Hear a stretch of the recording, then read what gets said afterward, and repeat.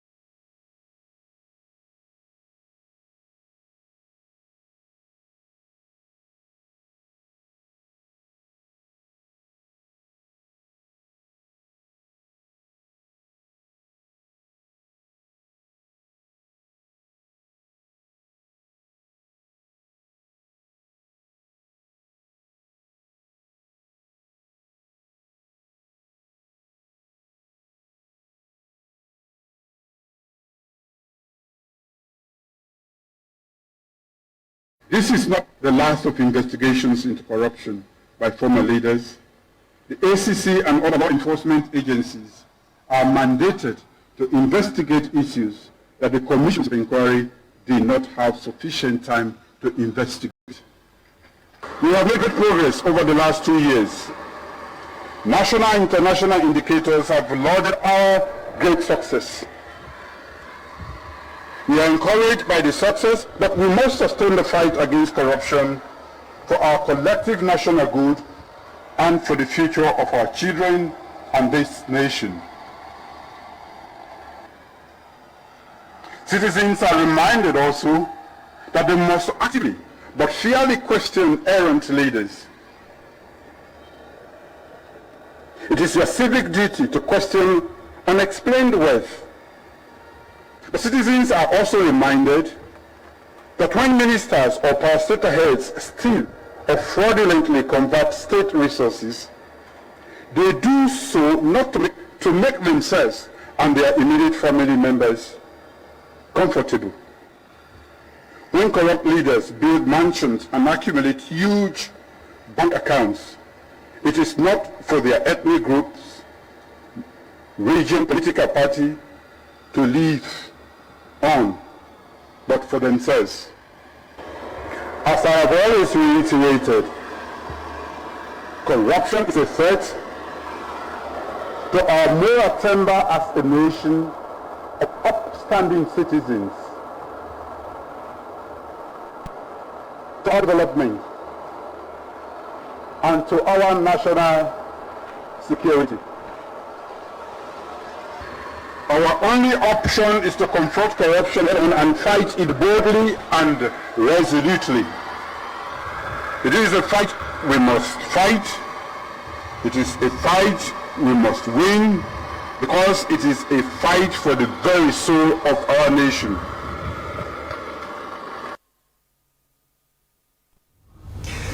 That was His Excellency the President, retired Brigadier Julius Maada Bio. Now, Commissioner, And one thing, in fact, that I have observed about the president and your good self, I mean, when he talks about corruption, more often than not, to hear this statement, corruption is a fight that we must fight. And probably not only fight, it's a fight that we must win. You just had him there. Yes. And then the commissioner also, when talking about corruption, most times, I mean, you know, when granting interviews to media houses, and you are also almost always quoted as saying that the soul of the fight, you know, corruption is at the heart. Yes. You know, of you fighting high and low to see that is something that really we can weed out. It's the soul of the nation, and that is something that we have to fight. I mean, I find that very similar when it comes to the approach to corruption. But then, I mean, let's roll the boat perhaps speedily to some pressing issues. I mean, no, well, let me first comment on that, because it's a very important. You have to comment. I mean, that was just the basis for this interview. You're going to talk about that. Let me just invite you to generally the commissions of inquiry. I mean, the basis, you know, of what His Excellency the President said. It forms, you know, the foundation for the entire interview itself when it comes to this. But like I said, if you get to generally react to the government white papers, you know, that the President published at State House a fortnight ago on the COI, what would be, you know, your impression, you know, your reaction generally to that publication in view of what His Excellency said? One thing I can say here now is that there has never been a time in the history of Sierra Leone where corruption has taken center stage of national discourse, development plans, as it is now. And I was going to say that I always tell people that I'm the luckiest commissioner, because when you hear your president speak like that, unreservedly, making commitments to the public, which you have the responsibility to deliver on for him, because all these things he's saying is because he's relying on you to do what he says. So having a president is always refreshing, listening to him making such unreserved commitments about the fight against corruption. It takes a lot of guts for a president to say the things he says. In Africa, I don't think there is any president who has been open, clear, and confrontational with corruption as he is. And that is the foundation upon which we at the ACC are leading the fight against corruption. And he ended by saying it's the battle for the soul of the country. And this is something I have been saying all this while. The fight against corruption is a holy war. It's a war for the soul of this country. And that is why, even though there are challenges and there are threats and everything, we wake up every day and continue it, because nothing is more important for Sierra Leone right now than the fight against corruption. And as he says, it's a fight that we must win, because winning it is what will ensure that Sierra Leone takes its place in the 21st century amongst countries that are called great. So it's very, very refreshing to see him speak. And my reaction to the white papers is really to say that it lays a very good foundation. No matter how you look at it, a lot of people are saying, oh, when we come to power, this is what we'll do and everything. That's fine. It's good for accountability to be there. It's even good for successors to hold accountable those that succeed. For people to explain their wealth, the source of their wealth, their income. For people to be asked questions about how they run the affairs of the country. There's nothing wrong about it. And I am not commissioner today thinking that tomorrow nobody should ask questions around what we did, around what the government did, around what happened in the country in another 10, 15, 20, 30 years to go. So this is a good foundation, and I think it's a very good thing for the country. Now, the President has mandated your commission to examine issues of corruption, maybe overlooked, if you like, by the commissions of inquiry. What do you believe could be some of these issues? Well, you see, we view the commissions of inquiry outcomes in three folds, and we have already categorized this in PowerPoints, in spreadsheets. Okay, there are those that have been determined by the commissions of inquiry. There are those that have been partly investigated by the commissions of inquiry and reached conclusions, yet they are inviting the ACC to be able to do something about it. And there are those they did nothing about. They merely probably just mentioned it and said, oh, we did not have time to look into this, or we think the ACC should look into this, or we have been looking into it in any case, or we have a right to look at it now because it has come to our attention. So those things are there. Those three broad categories of issues are there, and it's our responsibility. Section 7(1) of the Anti-Corruption Act mandates the ACC to look into corruption no matter where they come from. We view the commissions of inquiry as any source of information on corruption. It is not basically that we are now jumping to do our work simply because the commissions of inquiry have concluded. No. We have basically seen a source of information on corruption in the country, and we are going to do our job as we are mandated to do by law. No, I mean, talking about those three strands, you know, for your intervention, if you like, I mean, those that were there to it, those left behind, those marginally there to it. Do we have specifics? I mean, yes, there are many. I mean, for example, when it comes to those that have been dealt with, are the ones that probably the commission have clearly made conclusions and said this property should be seized, or this person should pay X amount of money. That one, there is no argument about it. You either appeal against it, or it is enforced against you. No argument at all. If you go to the Court of Appeal and succeed, good for you. If you do not succeed, then still enforcement will come into place.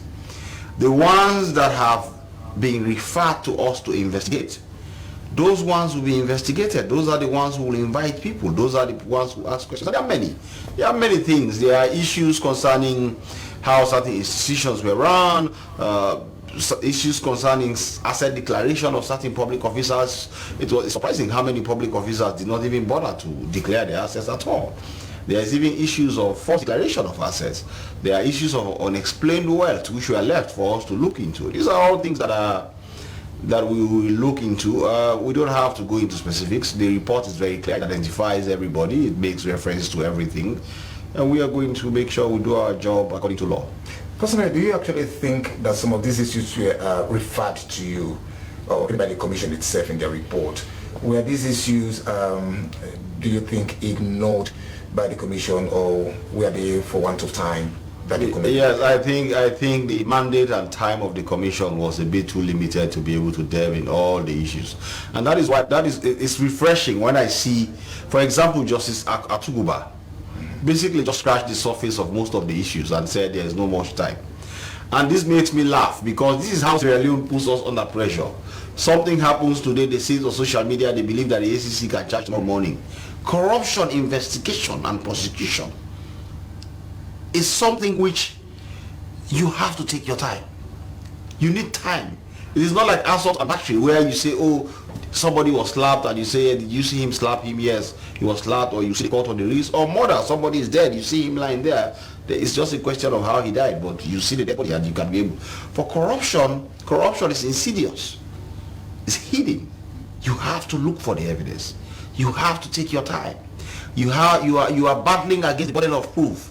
You are battling against the standard of proof beyond all reasonable doubt. So for you to be able to package a corruption investigation and successfully prosecute or recover, it's not something that you can do. It is magic we are doing at the ACC for us to be able to conclude some of these cases in 2, 3 months, 4 months, 5 months, 6 months, and sometimes charge cases to court after 1 month. Is magic. But what the COI has done for us is to make Sierra Leone to understand that it's not just when you say in countries like Kenya, sometimes they investigate one corruption case for 5 years.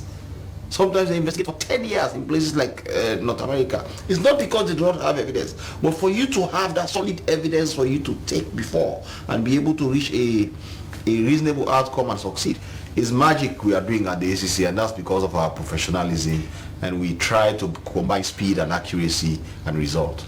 Are we correct to say that any issue of corruption not captured by the COI is infinitesimal? Infinitesimal? No, but I would say that any issue not captured by the COI is residual. It comes back to our responsibility to investigate and prosecute corruption no matter where it happens. So it's just a question of our ability to do so, taking into consideration our capacity, our manpower, resources, and the time available to us. Now, considering the white papers, establish for us how huge this task is before you.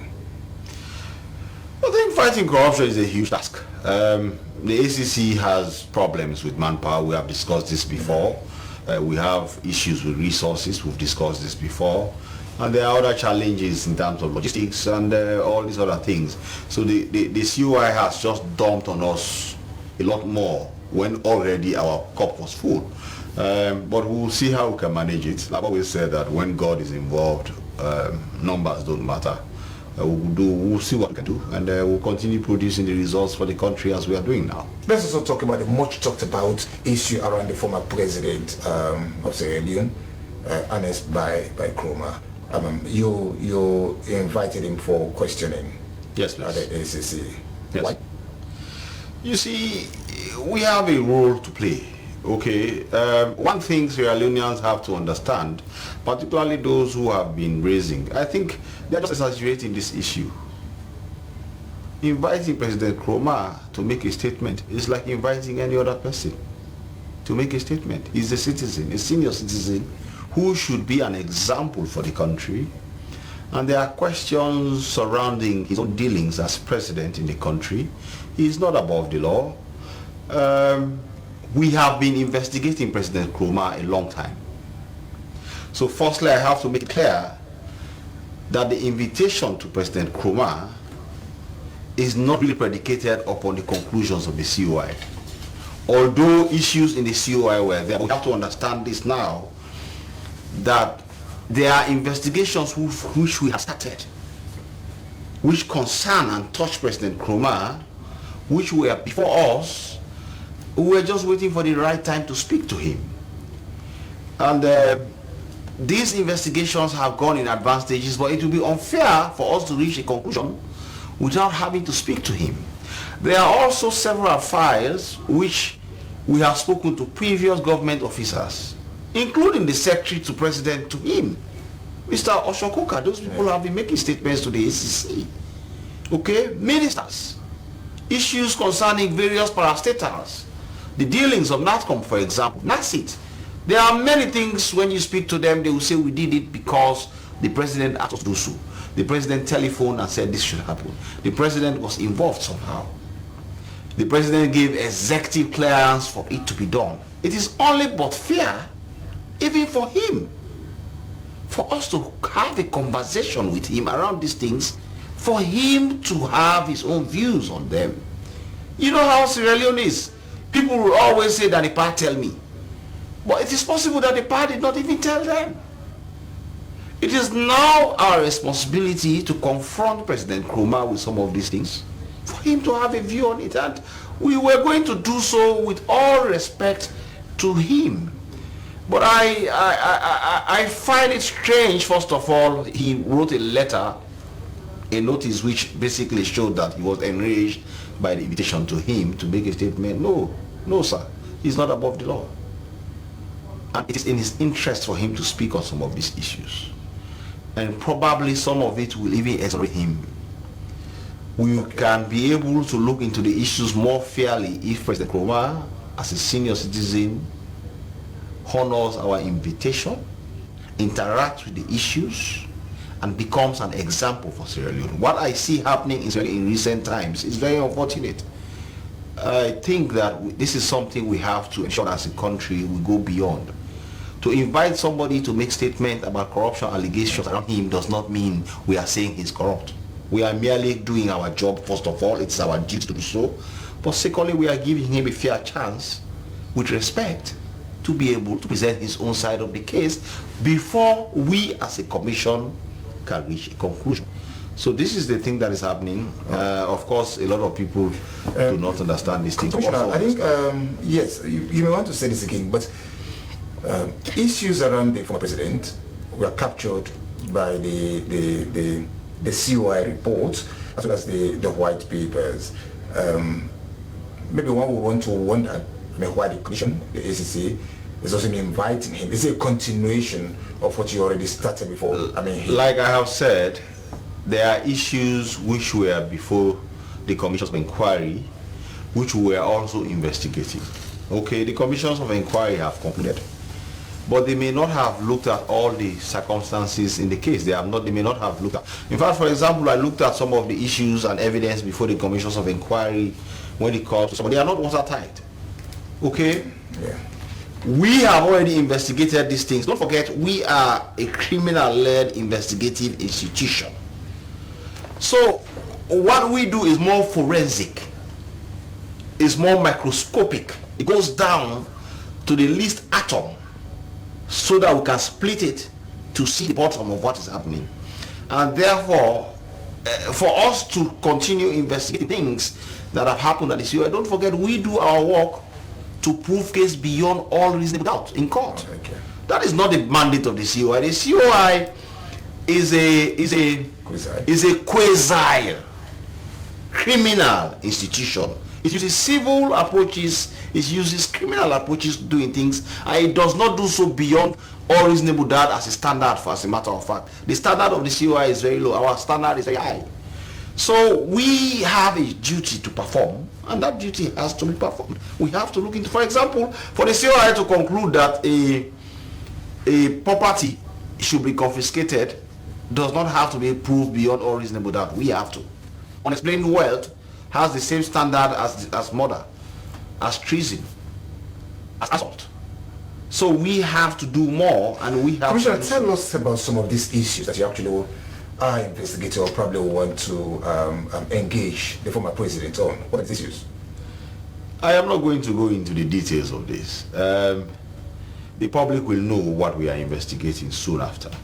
But I can tell you that there are very serious claims of money laundering around the president. The evidence that we have against him for money laundering particularly is very strong. It is not something that he should shrug away.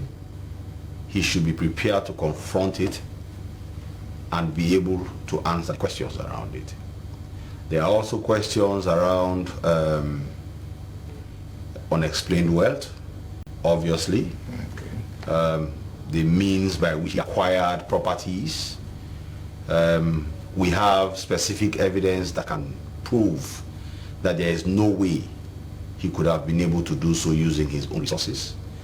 There are issues around abuse of position and authority. It does not mean because you are president, you are a king. You are not. The monarchy died a long time ago, and Sierra Leone has never had a monarchy. So when you are a president, you are still limited by section 40 of the Constitution. What does it say? And that means, it outlines the powers of the president. Yeah. Okay. So for example, if you are a president and you are issuing executive orders that are overriding executive or legislative authority, Section 107 of the Constitution makes Parliament the supreme legislative authority in Sierra Leone. Section 107 and Section 106 of the Constitution. And Section 40 gives powers of the President.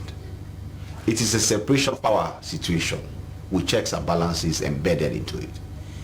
If you are president and you are doing things that touch and concern legislative competence, overriding legislative authority, taking away that which should be done, Parliament says that this is how we should do this, and you come and say, no, don't do it that way, do it this way, the president can be wrong, and the president can be criminally wrong in that regard. Is it one of the issues that you are likely to talk to me about? Yeah, those are the issues. For example, some of the executive orders that were issued is for us to ask him, did you actually direct this to be issued?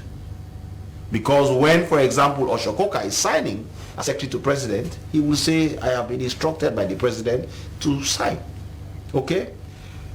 Executive orders are the powers by which the president exercises executive authority. If other people are signing it in his name, it has to come from him. And therefore, there are many that happen under his watch. So he has to see them, and we ask him, did you really direct this? Did you really instruct this? Maybe he did not. Maybe he was not aware. Maybe he did. You see why it is important that President Nkrumah comes and sits with us to have a chat. I call it a conversation. That's why I've been laughing when the whole country is jumping all over the place. People have been a BG3, people are making audios on social media, people are going at each other on social media, people are insulting me and things like that. No, it's is one of those things that have to happen if we are going to fight for the soul of this country, because it lays the proper foundation for us to go. And that is why a lot of people have been asking me, why did you start with President Nkrumah? It is the best place to start. Okay. Because once you get that in place and you hear what he has to say and the level of cooperation he gives, it will be easy for other people to fall into place. And that is why I am using this medium again to send a message to President Nkrumah to say, look, we are a state institution, we are merely doing our job. You are a respectable statesman, a former president. Come, let's sit down, let's all respect each other and do our job, and we'll treat you as one. But to want us to go to his house and he's sipping whiskey while we ask him questions about what is happening in the country, I don't think it is fair to the country for that to happen. Yeah, we'll come to that, but like you have done on the issue of executive orders, just some explanation around some of the things that probably might have happened. You may want to take me through the issues around maybe unexplained wealth. I mean, maybe we spoke about money laundering. What essentially? Unexplained wealth basically is, President Nkrumah made asset declarations. He actually declared assets maybe 4 or 5 times during his presidency. Okay, some years he skipped, but mostly he did, and that is very exemplary what he was doing. Some ministers never bothered to even declare assets once, but he did. He even did his exit declaration, and there are various issues in those declarations which were supposed to inform his wealth. Don't forget, asset declaration tells you what you had before you came into a position, and the exit declaration tells you what you had when you left. Now the ratio, the combination of those two, you subtract what you had before you came. But it is easy to calculate what you had during the time you were there. And then we check now what you actually had at the end of the day, whether the combination of what you had during the time you were there and what you had before you came in, which you yourself voluntarily declared, can amount to the resources, probably in terms of houses, in terms of cars, in terms of bank accounts, in terms of everything you have, whether it will now be able to match. If there's a mismatch on that end, you have to explain why there's a mismatch. So let's say you have $2,000, you have $200,000 in your accounts combined when you came in, okay? During the time your salary was probably another $2,000. So the combination of your combined wealth value, actual, will be $400,000, not so? Now, if you own a house that is valued for $1 million, that means you have a surplus value of your combined value before and after, before and during your presidency. Your after, basically your value after your presidency is far above them by another $600,000. Okay, now that is unexplained wealth there and then, immediately. But it is not that you have done anything wrong. It is for us to now ask you, $200,000 before you came to the position, $200,000 during the time you were in the position, $400,000, but your combined assets and worth and values, your bank accounts and everything has $1 million. Can you explain to us how you got the $600,000? Again, it has to be supported by what you declared in your asset declaration. If in your asset declaration you did not explain that source of money, that is self-offense just by itself. But if you can explain as well how you got that money, then it is not unexplained wealth. And by the laws, the burden of that explanation is on you. It is for you. We just have to show that this man had $200,000 before he was president. He had $400,000 when he was president. But when he now left, he has $1 million worth. It is for you to explain that difference. If you cannot explain it, the offense is completed. All right, well, let's bring this now into context. I mean, what is it that you have? Is it the case that the former president is highly likely, I mean, from what you have, to have amassed the number of property probably as against what was declared. Before we even invite somebody who must have preliminary evidence against you. And if we do not already have something which establishes that case, we'll not be inviting him to speak about unexplained wealth. Because it's easy for us to know that he lived within his means. And that is why it is not every public servant that is being questioned about their means. Even the COI, you'll see that by the calculations in the COI, his wealth was about 4 billion. Whose wealth? The president, his earnings as president was about 4 billion throughout the time when he was President Nkrumah? Yes. President Nkrumah. Yes. Okay. Just one of the houses which was broken down at Godrich and rebuilt when he was president is valued by the COI, not us, to be about 40 billion. That by itself, just that one property has already thrown the question open as to whether this is unexplained or not. But now leave that. Go to Makeni and look at the property in Makeni. This property was built on a 20-acre land, but later extended to 25-acre land by the evidence we have. Okay? The combined value, just moderate value of that property, even based on just the payment that was made for it, is about $4 million. Okay? Let's forget about market valuation. Let's just talk about actual. What did you pay for this to exist? It's over $4 million. There is no way you cannot say that somebody should answer questions around this. We are not saying that it is criminal. We are not saying that it is wrong. But it is important for us to have a chat around it. Commissioner, give us a fair as an knowledge. anti-graft institution, it's important for us to say, let's sit down and look at this, sir. This property is $4 million. How did this happen? Where did this money come from? Maybe he has an explanation. I mean, I cannot foresee that. And we'll be failing in our responsibility and duty if we do not do that. Give us a fair knowledge of how you intend to proceed with this. I mean, in terms of handling all of this. Just a fair knowledge. A fair knowledge is, we have done what we are supposed to do. We have been conversing with the lawyers. We have set certain ground rules for engagement on this. We are expecting the president, like I have said, to be a statesman. I was expecting by now that he has made a statement to quell down his people, to say that we are cooperating with law enforcement authority. We did not go and arrest him. We sent a notice to him to say, come, let's sit down and discuss this. We identified all the issues, 18 broad issues that we want to have a chat with him about. I think he should take that high road. He, as a former president, should have been the one to quell down situation by now. To say, I am going to speak with the ACC. Everybody sit down, allow us to have a conversation. It is unfair what they are doing to us. It is unfair what the country is doing. What are they doing?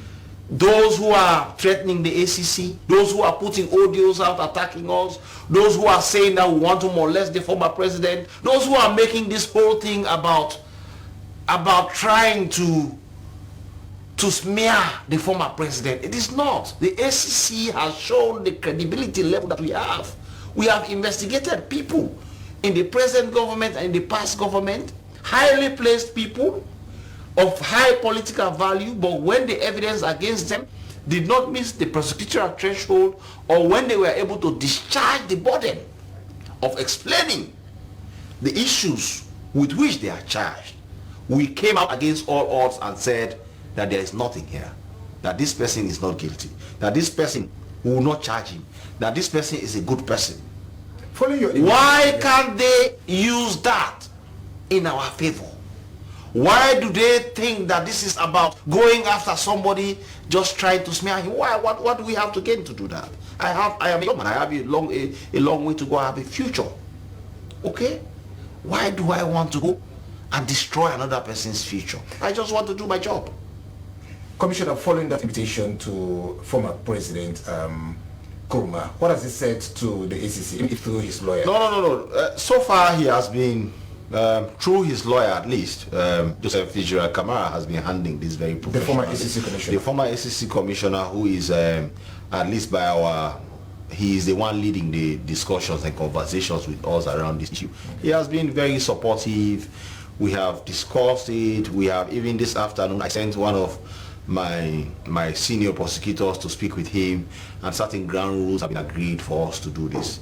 The venue we are not disclosing because we don't want people to crowd on us.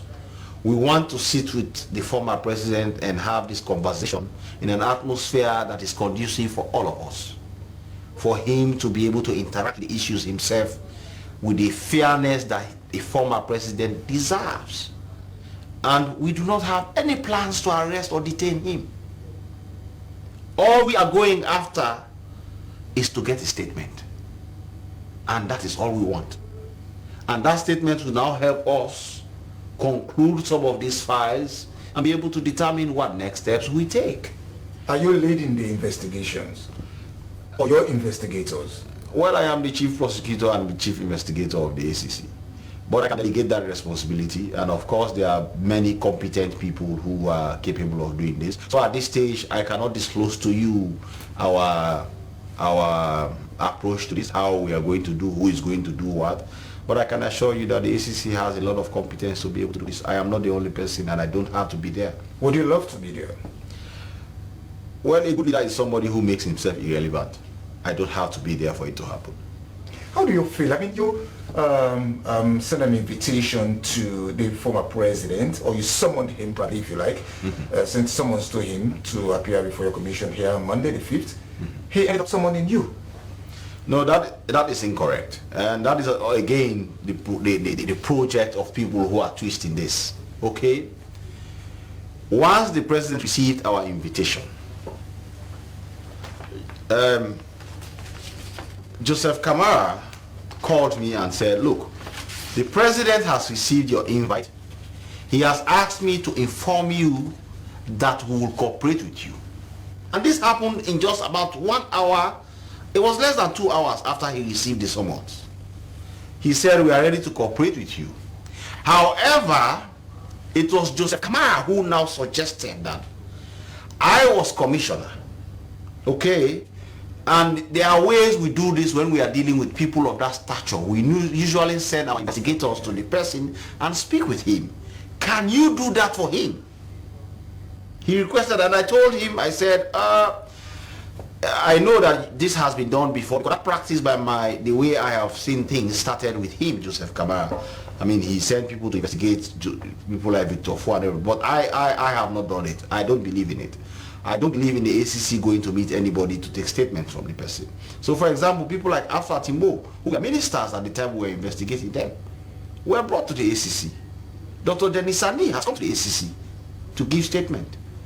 Many people, highly placed parliamentarians, have come to the ACC and given statement. Even the Honorable Cheriko Ko and others have come to the ACC on issues. Sometimes it's just clarification we need. It's not really a criminal investigation accusing them of crime. Sometimes it's just a witness statement from them. Okay?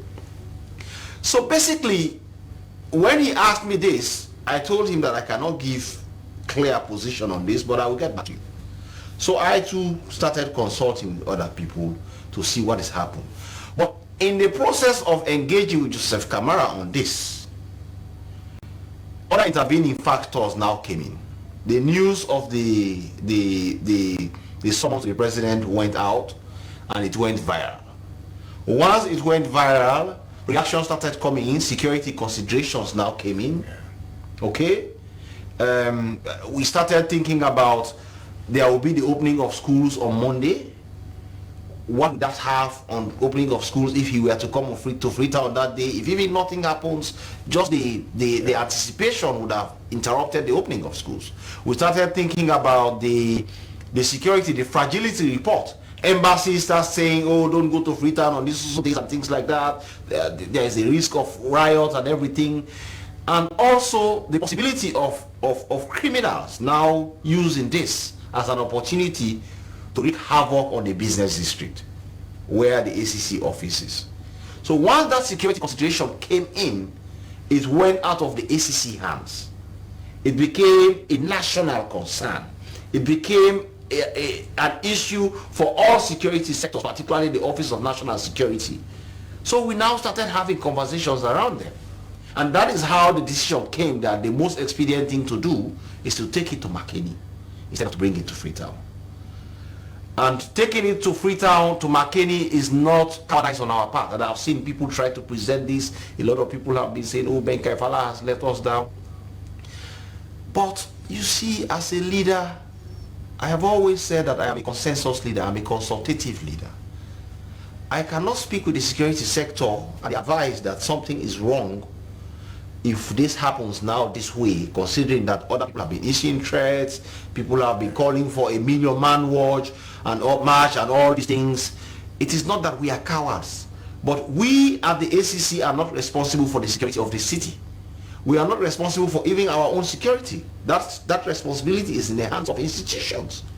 If those institutions have advised that this is what we should do, I think it is the wisest thing to do for us to listen. It's Now, not because so President Nkrumah did not command the ACC to come to McKinney.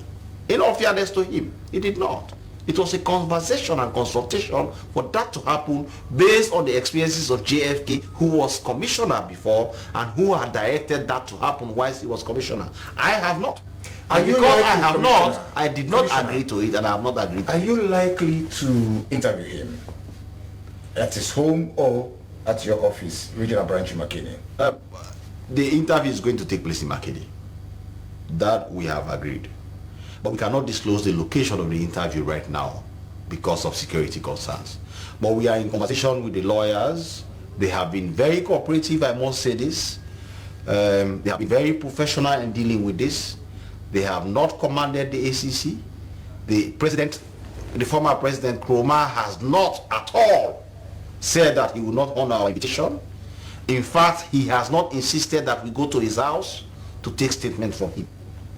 What has been said is, considering all the circumstances, we are having a conversation of what is best for both sides, for us to be able to have a fair conversation around this without humiliating anybody.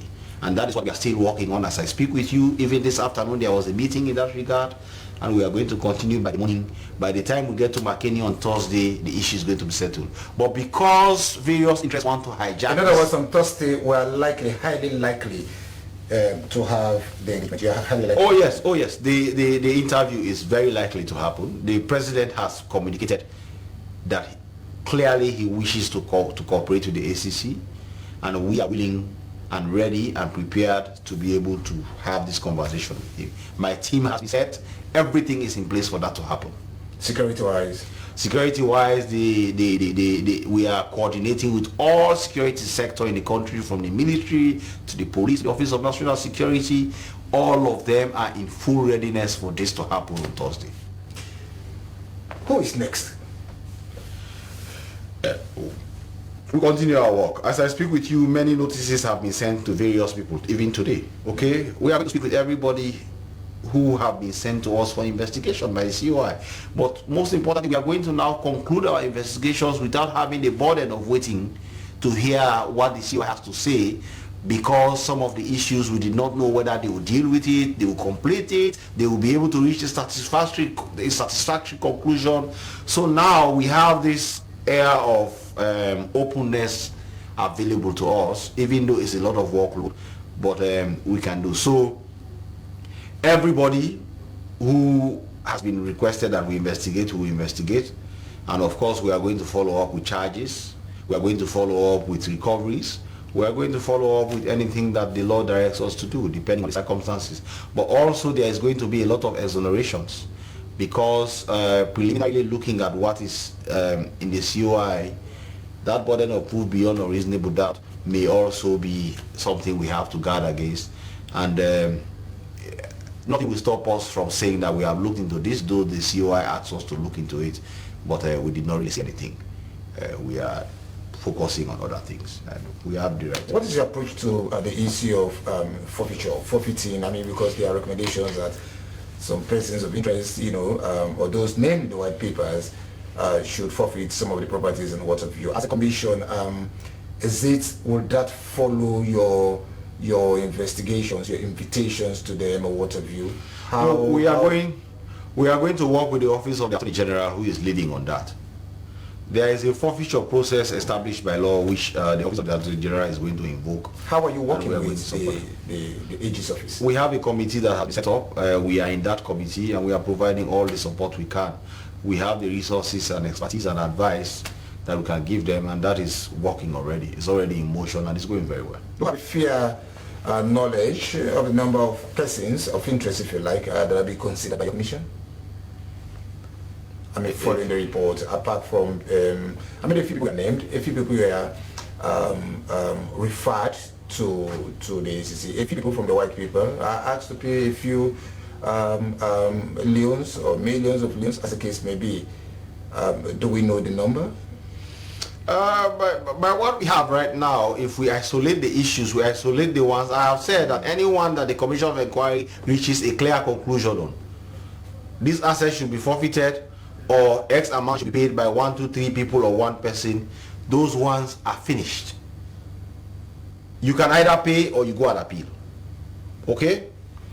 The ones that we need investigation, we've already done the spreadsheet. I don't have the exact number here, but it's quite a workload on us. There are those ones which are specific. For example, when the COI says that Dr. Sabora Kamara had 38 vehicles during the time when he was a public officer, okay? It's quite straightforward. It's for Dr. Sabora Kamara to come and explain around the 38 vehicles that he purchased. And it's easy for us to check with SLRA, get the life cards and confirm what is there. If he gives us a good explanation, then there's nothing to prosecute. If he does not give us a good explanation, and then it's something that he will have to go and answer for. The same thing for Mohamed Tambura, for example, who it is said that he declared that he had $288,000 in his account at HFC, and it turned out that such a payment was never available, or such amount was never available in his account. I mean, he's somebody who is very cooperative. He's come, we'll look at his asset declaration together, and he's already working on it. I told him you're going to be called to come and answer, to come and explain. Okay, I don't know what he has gone and found out, but he's clearly going to be given an opportunity. Maybe he has a good explanation. If he has a good explanation, then the ACC will not charge him simply because the Commission of Inquiry has said he should be charged. But if he does not have a good explanation, then we have to move forward because, like I have said, duty is duty. If people look at this from the point of view that Francis Ben Kaifala and his team at the ACC are merely performing their duty, they will try to remove the politics from it. And this is the problem. Once they do not want to accept to peel off the politics from the issues. So when they see, they prefer to put, because the politics muddies the waters, and once it muddies the waters, nobody sees what lies underneath. But we want it to be as crystal as this table. We want it to be open. We want to be very fair to everybody. Come and explain. If they say the value of your property is worth more than what you were earning as a public officer, simply come with your statements of your salary slips and all these things. Explain your other sources of income. It's a simple mathematical calculation and we'll reach a conclusion. And we will never shy away from exonerating people, as we will not fail to prosecute those who need to be prosecuted. Now, in this job, Commissioner, following the release of the white papers, there are also concerns. I mean, just yesterday or thereabouts, we also saw a press release from the Office of the President, asking a few members of this government to step aside, especially those who are named in the reports, the COI reports, and the accompanying white papers, as having some case to answer to. A good number of these people have come out to say, well, they never had opportunities to be called before the commissions of inquiry. I remember, I think on social media, we even read letters or press releases from, like, was it Karifa Kabu, and a few others, and even some members of our profession, the legal profession.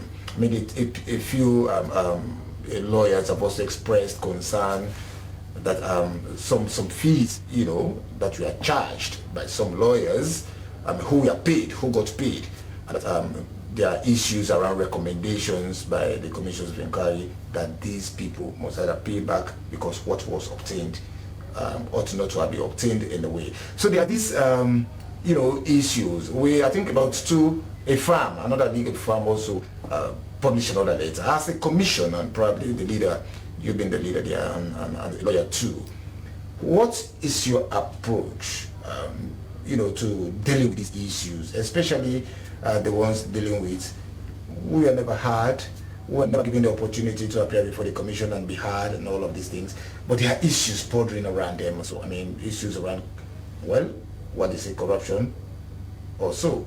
What is your approach to dealing with that? I have said it clearly.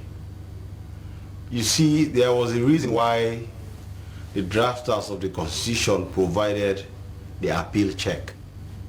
The appeal is meant to correct or to right the wrongs that may have happened in the quasi-judicial process that the COI does. Okay? The COI is a quasi-judicial criminal process. And the appeal is there if you think that you were never heard. Or the ordinary patent is one of the fundamental rules of natural justice in law. Even the year one law student is taught it, that every tribunal must afford somebody the responsibility to answer for his crime. But we have to understand that there was a fundamental confusion with the COI. Many people were invited, they simply did not bother to go. Many people preferred to use lawyers, and I was against it. I remember when the ruling of the judges of the COI was that if persons of interest do not come, they can be represented by their lawyers. I went to the Attorney General then and told her that this is wrong. Lawyers cannot substitute for persons of interest. We have to find a way to bring persons of interest before the COI. Oh, they said, well, if they don't come, we'll go ahead and give a decision, we'll give a ruling. Fine. They went ahead and did so. My view is that confusion creates a question as to whether the person's failure to be before the court was simply because he was never invited or simply because the person did not cooperate. Because I know that lists were issued out. Okay? Lists were put out. There was a lot of conversation around the thing. This thing was heard on TV. I am sure some people sat down at their homes and they saw issues being discussed around their name. Why didn't they take steps to ensure that this outcome does not come? I, Francis Ben Kaifala, cannot determine that. Let them appeal. Let the Court of Appeal look into this issue and be able to determine. So a lot of people have come to me with these claims. Even when, for example, Yada Williams wrote his letter, I was very clear to say that, firstly, I disagree with him fundamentally when he says that if somebody is not identified as a person of interest, the COI cannot reach conclusions in respect of that person. Fundamentally, I disagree. If the person named as a person of interest, his actions and activities are so intertwined with some other person's actions and activities that you cannot determine this issue without determining that issue, yes, the COI can reach a conclusion that touches and concerns him. The only caveat there, and I agree with him on that end, is that that other person has to be heard. But what if that person refuses to come? What if that person knows that this issue is before the COI and he does not take steps to be represented by lawyers? He does not take steps to be there. These are all fundamental issues. They are now making all these arguments. They are now bringing all these issues because the Commission of Inquiry has concluded. But they all sat there and allowed these things to happen. And they did nothing. I am not against any particular person, and I am not saying this with respect of any particular case.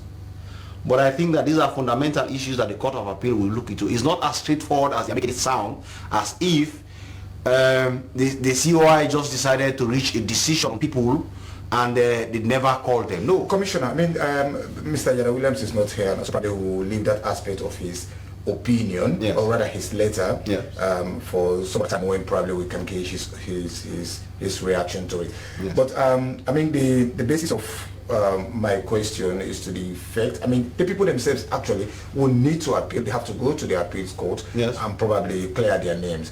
I am talking about the commission, the ACC. I know aside the people going to the appeals court. If you have evidence, if you believe that judging from the outcome of the COI report, there are issues to handle, there are cases to answer to. I mean, you can also take steps as a commission.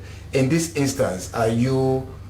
Do you think the ACC can attend? What I have told you is that we are a fair institution. We hold the balance. For example, Mr. Batamakoli, who, in respect of whom lawyers have been raising concern, his account was frozen along with every other person of interest. But he called me and explained that, look, this issue, I was never given the chance to be heard. My account has been frozen. It's my farm's account. Can you look into it? Can you review the situation for us? Can you modify it so we can at least be able to survive whilst we are trying to take these steps? I told him, yes, it's a fair issue you raised. Right. Write and explain the circumstances and request for modification of the orders freezing your account. He did. And his account was unfrozen, to give him a fair chance to appeal against whatsoever has been done. So I am saying this to make you know that we are fair. We are doing this, we are not doing this without a human soul. We are performing our duty with a human soul and a human face. We understand that these things happen. All I am trying to say is that fairness is not just one way, it's two way. Okay? Those who think that they have been treated unfairly, we have to first of all look at them whether they themselves treated the Commission of Inquiry fairly. And if the Court of Appeal is going to look into this issue, the Court of Appeal should not forget that. The fairness is a two-way thing, just like I was speaking now between us and President Nkrumah. People are saying we should treat him with the respect he deserves as a former president. We should treat him with the respect he deserves as an elderly statesman and all these things. But he too should treat the ACC the respect it deserves as an institution of state responsible for fighting corruption. It's two-way. And this is what I have been saying. And we at the ACC have been a very good example of holding that balance for the country. And I want that to be replicated to other institutions. All right, the name is Francis Ben Kaifala. He's Commissioner of the Anti-Corruption Commission, and we've been talking about the just released white papers following the report of the Commissions of Inquiry. Let's see what your messages have been. This one here reads, "Thank you, Mr. Commissioner. Well-meaning Sierra Leoneans can sense the seriousness about the fight against corruption, even though corruption is trying to fight back. But I believe with determination, you shall keep winning against it." We'll now go for a short break, and when we return, we'll look at the rest of the messages and invite the Commissioner to respond to those messages. My name is Joseph Igbinda Kapua.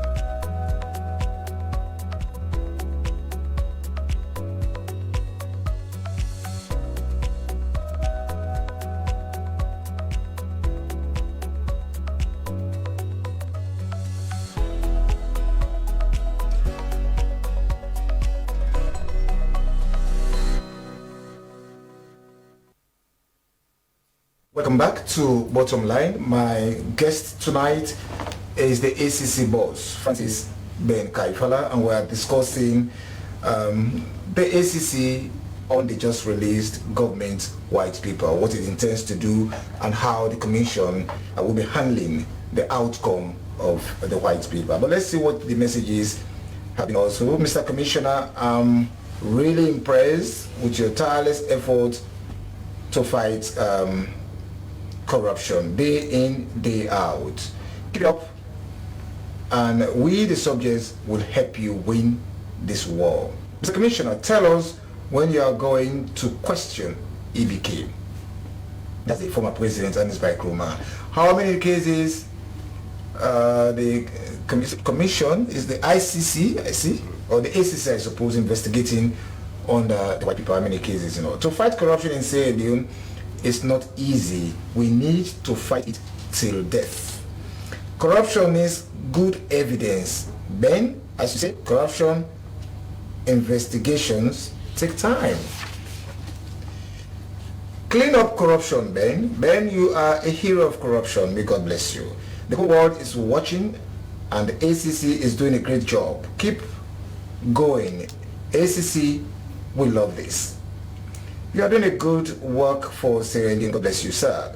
Kindly ask the ACC commissioner if he is seeking help from the FBI or MI5 or this one is unclear, to help recover most of the stolen money and property abroad. Keep the good work, Mr. Commissioner. Those old folks who are in the injury time are responsible for our frustration, especially where God will punish them also. Is that what? Best anti-corruption commissioner ever in Sierra Leone. Then go ahead, no turning back. Mr. Commissioner, be steadfast on the job. This could be a bright example to enhance the minds that lack integrity. ACC must do its investigation publicly so that the present government will learn. Job well done, Commissioner. No one is above the law. Majority of Sierra Leoneans support your fight against corrupt people who have looted our country. You should not back down, Commissioner. You have to find the truth from the former president. It's not King of Sierra Leone. He was a servant.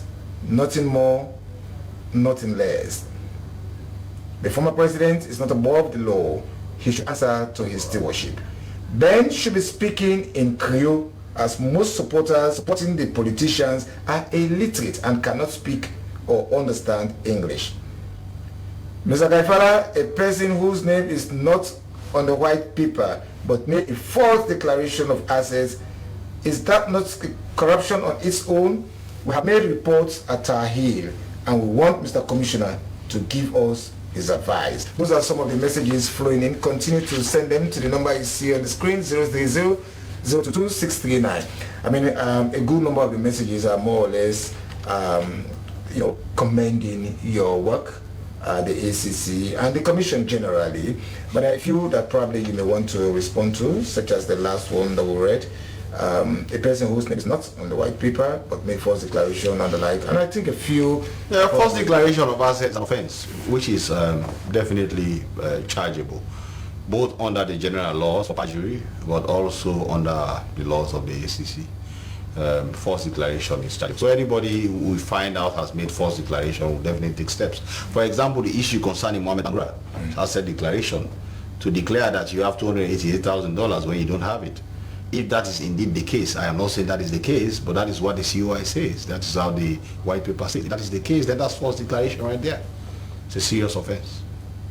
There are many other issues. Collaboration with the FBI. Yes, we are collaborating with the National Crime Agency, which is the British version of the Anti-Corruption Commission. We are collaborating with American agencies that are dealing with corruption, the Department of Justice. How supportive are they? Very supportive, very supportive. We have what we call mutual legal assistance, where we can send to them to be able to provide information. And there are many things we are collaborating on. And that is why, for example, the COI does not have that kind of capacity. There are many things, the way we see it, our level, what we see at the commission, the COI cannot see, because they cannot go beyond those basics, rudiments of looking into issues. And that is why it is important that the ACC looks into some of these issues, because the collaboration we get, for example, to know what are the assets of somebody who is under investigation under the COI outside of country, is different from what the Commission of Inquiry concluded. The Commission of Inquiry limited its jurisdiction mostly to assets in Sierra Leone. That is why it is really important that we follow up from there, and that is why we are doing this. All right, Commissioner, let me invite you to another issue, the Afro Barometer report. I mean, this year's report, the 2020 Afro Barometer Run 8 survey report, indicated a downward trend, I mean, in corruption prevalence in Sierra Leone. I mean, since 2015, it was at 70%, we are told, high, 70% high, and now in 2020, it is at 40% decline. What is responsible for this reduction? I think the collective efforts in the fight against corruption, starting right up there from the president, his posture, his support, to the government, the political will that is prevailing in the country, to us at the ACC, the courage and determination to do things, and of course, generally, the population's support with the fight against corruption has led to that kind of drastic reduction. For corruption to reduce in the country, it reduces by a very small margin. 0.1, 0.2, 0.3. Sierra Leone is a really interesting case study right now in Africa, because the margin by which we are galloping when it comes to changes in our corruption is something which is shocking the world. For example, if you look at the MCC scorecard, in 2 years we have moved from 49% to 79%. That is something which is unprecedented. So our Afro Barometer shows also that corruption, just imagine, it's not corruption prevalence, it's not corruption perception that has reduced. It's corruption prevalence that has reduced by 30% within this period, from 70% to 40%. And that shows that the efforts that we are putting in our strategies, for example, the investigations, the prosecutions, the public education, the prevention drive that we are getting, the collaboration between everybody else, relying on our donor partners, relying on the civil society and other interest groups, it is all yielding fruit for the good of the country. And that is why it's really painful when you see people politicizing the fight against corruption. Because imagine that there is a reduction of corruption this way. They did not say it has been reduced for APC, or it has been reduced for SFPP, or it has been reduced for the Mende man, or it has been reduced for the Timni man, or the Limba man, or the Susu man. They say corruption has reduced in the country from 70% to 40%. MCC scorecard, that corruption scorecard has changed from a failing position of 49% to 79%. Transparency International, don't forget, for the first time in our history, we scored the highest score ever last year, 33. 33. And we jumped 10 places in one go in the TI index. Trust me, if people who really understand how corruption is measured, this is magic happening in Sierra Leone. Why can't we all just rally behind it? I cannot understand. I wake up in the morning sometimes, let me tell you this. My mother is insulted. I get audios. They add me to a group called Fiti Corner, and they are insulting my mother. They are insulting everybody, everything. They are telling me despicable things. They are making all kinds of videos that I was a sex offender when I was studying in the US and all these things. Lies. But you see, how does this affect your composure? No, I'm a man of immense courage.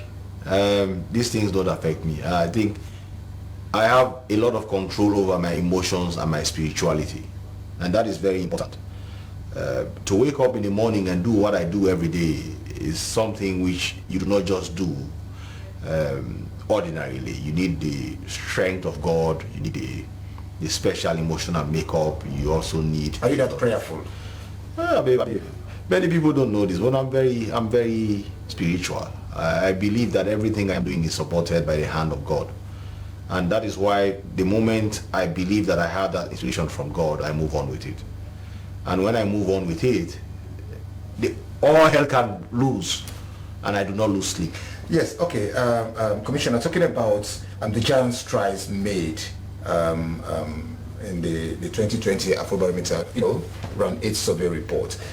Can we analyze these figures in the report concerning the citizens' experience with corruption?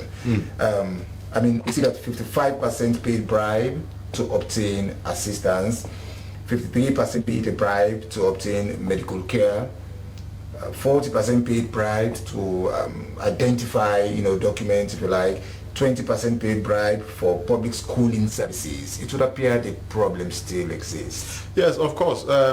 When you see what is rewarded in the fight against corruption is the effort. Humans are greedy by nature and they will always be corrupt. So the effort you do to control their corruption, that is what is rewarded. So we are not saying that we are eliminating corruption, no. Okay, we understand that the problem still persists with us. We understand that there are people, despite all our best efforts, despite the good posture shown by the president in that video, despite the commitment that is coming from myself and my team at the ACC, despite the good support we are getting from people like you at the SLBC and other institutions to disseminate the message of anti-corruption, to make sure that the collective survives and the individual dies, they will still rely on their individuality to punish the state. Okay? But we will continue to put in the effort. And what you are seeing, these results you are seeing, is not because anybody is saying that suddenly Ben Kaifala is on the picture and Madaview is here, corruption has disappeared. No. It's the efforts that we are all putting in to tackle it that is being rewarded by those gradings. And that is what we'll continue doing, and that's what we focus on. In the meantime, if somebody wants to take us back to 49%, that person has to understand that there are consequences for it. If somebody wants to take us back to 70% corruption prevalence in the country when we are at 40% right now, that person has to know that there are consequences that go with it. And most importantly, if somebody wants to go or take us back to 130 Transparency International Index, where we were 1 year ago, but today we are now at 119, again, there are consequences for it, and we'll continue to push hard. We are going to continue to deal corruption a heavy blow. And anybody who stands in the way of that is likely to face the blow. Do you expect to see favorable rankings in the Transparency International reports? And MCCU probably, if you like again. Oh yes, there is good news coming for Sierra Leone. My spirit man has already told me, but I've also seen the data. Okay. Sierra Leone has never been in a better position in the fight against corruption. Like I told you, Joseph, and I'm saying this not because I am the commissioner. What is happening with Sierra Leone with the fight against corruption is magic. By the time the MCC scorecard comes out, we'll have again to converse. But I can tell you that will be a time for whiskey, because I have seen the data and I have seen how well Sierra Leone has performed. You may not want to tell us the actual data that you are aware, but probably just letting the Sierra Leoneans to know possibly, the signs. If the data that I have seen ends us to be the scores that we get in the MCC, we are going to be above 80%. Imagine that. Imagine Sierra Leone being ranked above 80% in the MCC scorecard. And the good things that come with it, the investment that is going to come with it, the possibility of winning for the first time the compact that is worth over $400 million. These are all things that come. How do you take credit for this windfall? No, I do not take credit. The country should take the credit. I am merely a vessel in that fight, in that effort. And you too are part of it. And all of us, is about what we are doing together. That is what is leading to all this. And what does it mean, when these reports rank Sierra Leone favorably, as regards good governance? It's a source of personal fulfillment, but also I feel happy for the country. I love this country. I know that many of us love this country and we want good news. This country has suffered. The fact that there is a lot of good news coming around our effort to the fight against corruption is something worth celebrating. For the first time, at least in our history, people cannot rank Sierra Leone as among the most corrupt countries in the world. Now, in fact, countries like Ghana, Nigeria, Malawi, Uganda are coming to us to learn from us what we are doing in the effort against corruption. And when I say this, they are actually traveling to Sierra Leone to come and learn from us what we are doing with the fight against corruption so that they can go back and employ it in their countries. These are good things that are happening. Some citizens may not be appreciating it, but I believe that we are on a good footing. Everything we are doing, the transparency space in Sierra Leone will never be the same again. That is what I believe. The transformation that is happening in Sierra Leone is going to yield results. Some of it we will not see today. Some of it is long run. Today, people will say they grown dry. People will say, waiting at corruption, we eat and all these things. But trust me, by the time we go 5, 6, 7 years down the line, we are going to see a different Sierra Leone. And I believe in that. That is why we will continue to do this like our lives depend on it. And it does not matter who insults Francis Kaifala. It does not matter what people write on social media. It does not matter the attacks that they do against me. I have told my mom not to go on WhatsApp for her to allow me to do this job. And that is what we are going to do.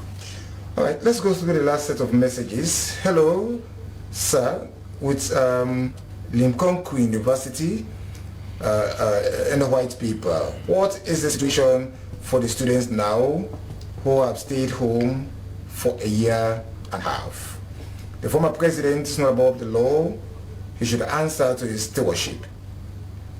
To fight against corruption, it's paramount in any society. But the question is, how can we fight corruption without human abuse? Mr. Commissioner, what will be the fate of those honorables, I see, whose names are on the white paper? My appeal to all civil servants, please work in the new direction. The SCC boss is a blessing to this nation. Let's support him. Whoever stands against the justice of this country will face the full force of the law. The youths have to be wise and be warned. Bravo, Mr. Commissioner. I support the SCC boss regardless of what people think.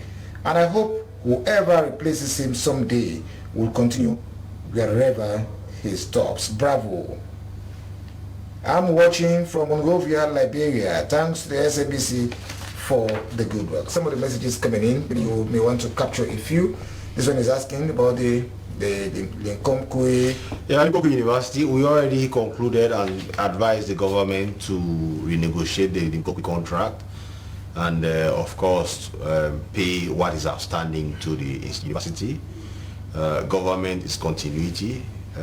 There were bad actions done by people like Dr. Ba. We've already identified those. Some of it is already captured in the COI report. But continuity means people do bad things, you live with it. You try to ensure it does not happen again, but you take responsibility as a government. So we've already advised that, and that is what we stand by. Generally, is there any issue upon which you have actually given a position, I mean, as a commission, but following the publication of these white papers, I mean, you think you can now review? Yes, there are many issues which we are currently reviewing in the light of the conclusions of the government white paper. We will come out with conclusions in that regard. Some of them are either to support what we have done or to bring a perspective to what we have done which we did not look to. Or we certainly had concluded investigating, but we waited to see what is coming out. And then when we come out as a more circumspect investigation body. So those things are there, and as we go along the line, we'll keep the public informed about them. Do we say the commissions of inquiry are probably an eye-opener again for the ECC? Oh yes, man. That is why I've always stressed that there's this element of complementarity. Okay, there's a complementation between us and the CY. Some areas they delve into more than us. Some we can delve into more than them. Some basically made us to see a perspective that we may not have looked into. And sometimes it's just one of those things which makes us to even try to better our own efforts or to improve on their own efforts. So complementarity, that's what it is. Let's stop it here. Thank you very much, Kaifala. Thank you very much, Mr. Kapua. We hope to have you again probably after the event in Makeni, if only to gauge or to sample the outcome of it all. Our business is to inform the people of Sierra Leone and to get them informed about what is happening with the commission. Thank you very much for taking your time as a commissioner to be here and to address the people of Sierra Leone about your job, the work of the commission, we hope to have you again on our platform. Well, that's it. Thank you, Joseph. I must say you are a great interviewer. What you are doing at SLBC is one of those things that is transforming this country. The SLBC has become a beacon of hope, presentation of issues, and I congratulate you and your team for building this transformation drive that we see, and I wish you well. Continue doing so. We are proud of you. Thank you very much, Commissioner. Thanks also due to staff, colleagues who are very supportive here at the SLBC.